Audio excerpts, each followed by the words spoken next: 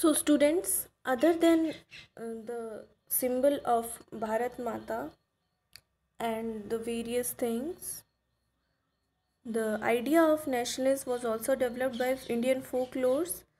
Like, if we talk about national begins to record folk tales, अब धीरे धीरे क्या होने लगा, जो नेशनलिस्ट थे, जो क्रांतिकारी थे हमारे कंट्री में, वो क्या करने लगे, जो फोक जो कहानियाँ गाई जाने लगी किसके थ्रू, बर्ड्स के थ्रू, एंड वो गाने लगे और वो एक विलेज से दूसरे जगह लोगों को ये सुनाते हुए गाते, जो वीर मतलब ब्रेवरी की जो स्टोरीज थी वो एक सॉन्ग के फॉर्म में गाते थे, ताकि लोग क्या होते जाए, उनको इंस्पिरेशन मिले और वो क्या करें, वो एक तरह से उनके साथ में आए इस स्ट्रगल में। तो ये जो पुरानी पुरानी वो फोक टेल सुनाते थे गानों के फॉर्म में या सॉन्ग के फॉर्म में, ब्रेवरी की स्टोरीज सुनाते थे बड़े बड़े लोगों की, these thing also inspired Indians for the collectiveness और for the development of nationalism in them.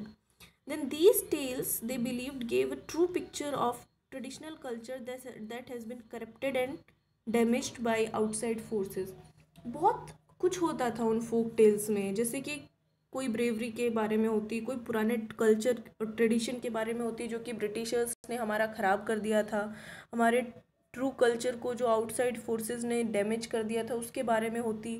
तो एक तरह से जो ये बातें थी फोक टेल्स में, ये लोगों को कई बार एग्रेसिव भी कर देती थी, एंड लोगों को एक साथ एकजुट होकर स्ट्रगल करने के लिए या उनमें बहुत अच्छी वाली पेट्रियोटिज्म वाली फीलिंग डेवलप करने में बहुत इंपॉर्टेंट रोल रहता था इनका। It was essential to preserve these folk tradition in order to discover one's national identity and restore a sense of pride of in one's past. अब जैसे कि मैंने बात की, बहुत इम्पॉर्टेंट है ये अपने पुराने फोक ट्रेडिशन को प्रिजर्व करके रखना, क्योंकि they use to give us inspiration कि हमारा ऐसा कल्चर रहा है पहले, ठीक है, इतना ब्यूटीफुल, इतना प्योर हमारा कल्चर रहा है हमारे नेशन का। और इस चीज़ से एक तरह से अपने पुराने पास्ट पर या हिस्ट्री पर हमें क्या होता है, प्राउड फील होता है। तो उस चीज़ के लिए रीस्टोर करना हिस्ट्री को या हमारे कल्चर को प्रिजर्व करना is very important. In Bengal, Rabindranath Tagore himself began collecting ballads, nurseries, rhymes, myths and led the movement for folk revival. उन्होंने बहुत सारे राइम्स वगैरह, ठीक है, ये सारी चीज़ें कलेक्ट किए, फैक्ट्स पुराने टाइम के कलेक्ट्स किए, दोज कैन मोटिवेट और inspire people regarding the nationalism. In Madras, Nitesa Sastry published a massive 4-volume collection of Tamil folk tales, and name was The Folklore of Southern India. And he believed folklore was national literature, and it was the most trustworthy manifestation of people's real thoughts and characteristics. And in those days, people were having such kind of very high level of interest for singing, we can say, or for listening and for reading, क्योंकि उस ज़माने में सभी लोगों को पढ़ना लिखना नहीं आता था।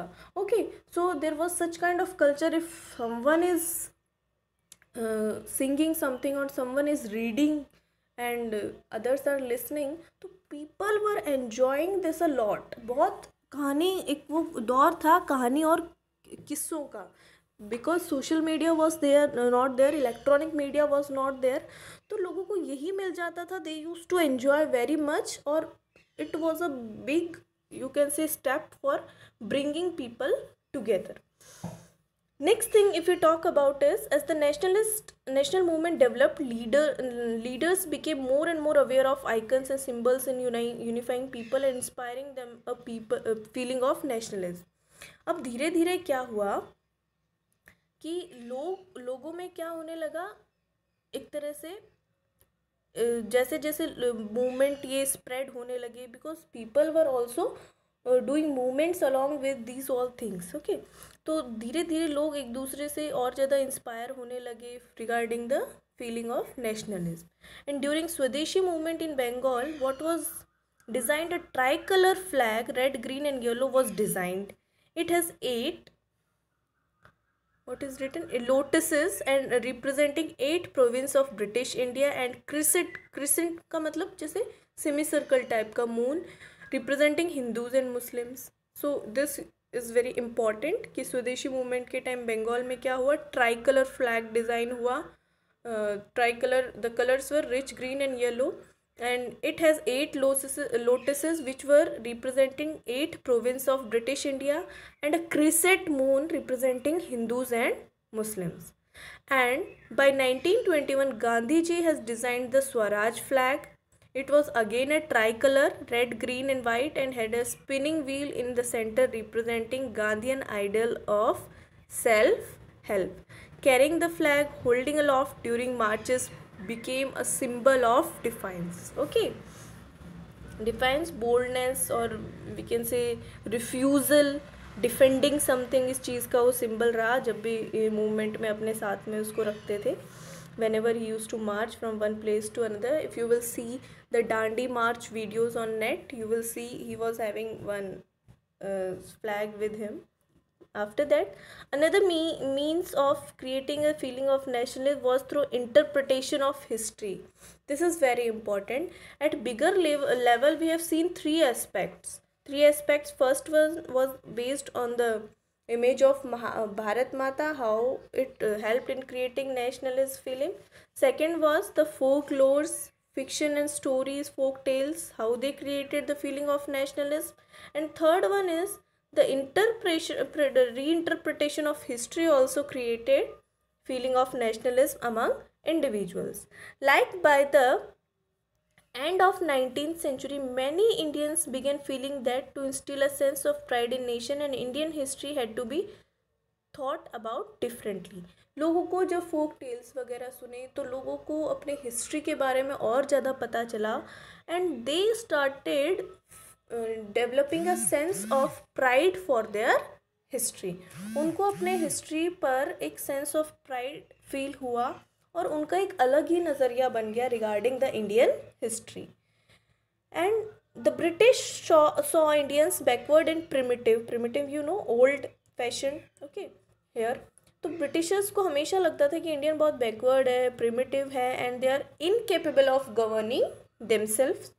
In response, Indian began looking into the past to discover India's great achievement. लोग इस चीज़ के अगेंस्ट जाकर वो लोग इंटरेस्ट डेवलप करने लगे इंडियन हिस्ट्री में और अपने पास्ट को डिस्कवर करने लगे कि पास्ट में इंडिया के क्या क्या बड़े अचीवमेंट्स रह चुके हैं, क्योंकि इंडियंस को हमेशा ब्रिटिशर्स क्रिटिसाइज करते थे.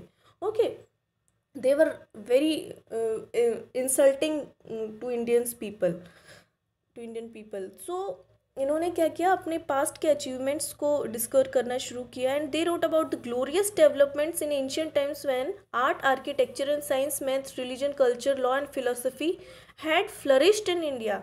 उन्होंने इन चीज़ों के बारे में लिखना शुरू किया. किनके बारे में?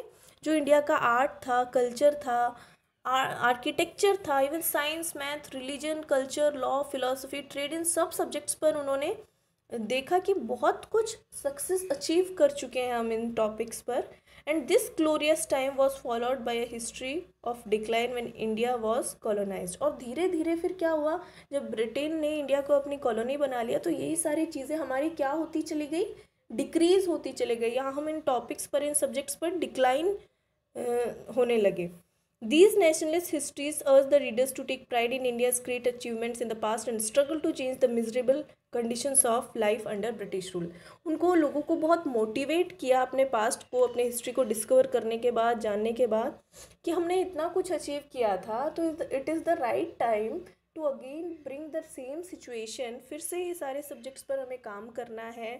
ठीक है, अपना रिलीजन बेस्ड हमें ग्रोथ करनी है, हमें आर्ट एंड कल्चर में ग्रोथ करना है, हमें साइंस मैथ में ग्रोथ करना है. और वो कब कर सकते हैं, जब हम इस मिजरेबल सिचुएशन जो कि प्रेजेंट में फील कर रहे हैं इससे बाहर आएंगे. और बाहर कैसे आएंगे?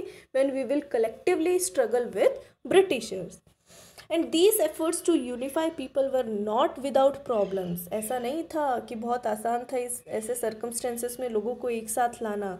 When past being glorified was Hindu, when the images celebrated were drawn from Hindu iconology, then people of other communities felt left out. क्योंकि इंडिया शुरू से ही एक मल्टी रिलीजियस कंट्री है। जब एक रिलीजियस सिंबल्स को लोग फेवर करने लगे, लोग ज़्यादा इम्पोर्टेंस देने लगे, तो उससे क्या होने लगा, दूसरे कम्युनिटीज़ जो थे वो अपने आप को एक तरह से आइसोलेट करते चले गए, left out they started feeling. So many problems were also regarding this.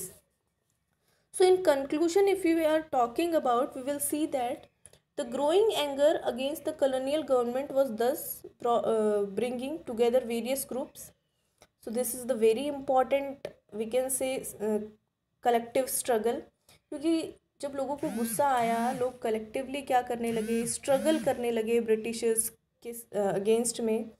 और लोग जब गुस्सा होने लगे तो वो एक साथ आकर क्या करने लगे, कॉमन स्ट्रगल करने लगे ब्रिटिशर्स के खिलाफ।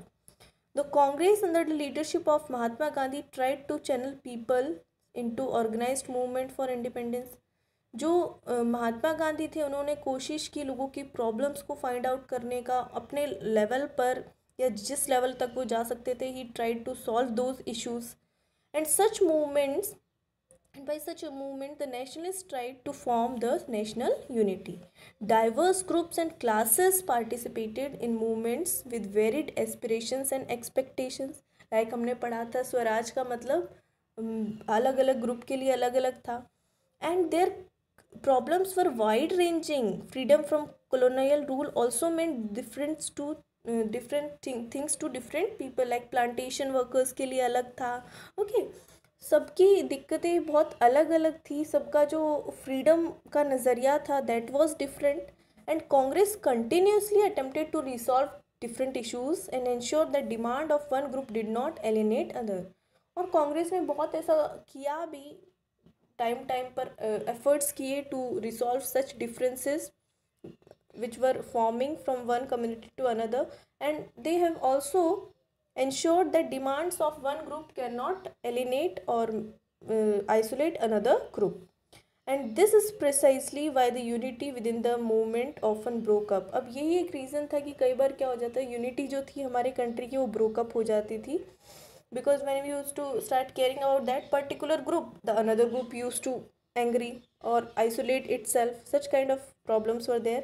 And high points of Congress activity and nationalist unity were followed by phases of disunity, and many times we have faced disunity in the country and inner conflict between the groups. So in other words, we can say what was emerging was a nation with many voices wanting different freedom from colonial rule.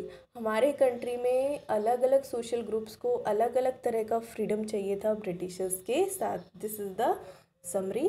So revise this topic well, properly, and as this lesson is finished and whenever your weekly test will held, okay, this lesson will be coming, so prepare this lesson line to line. Many 1 mark questions you will get. I have also given hint to you, okay, but it is important to read line to line regarding 1 marks questions. Okay, thank you.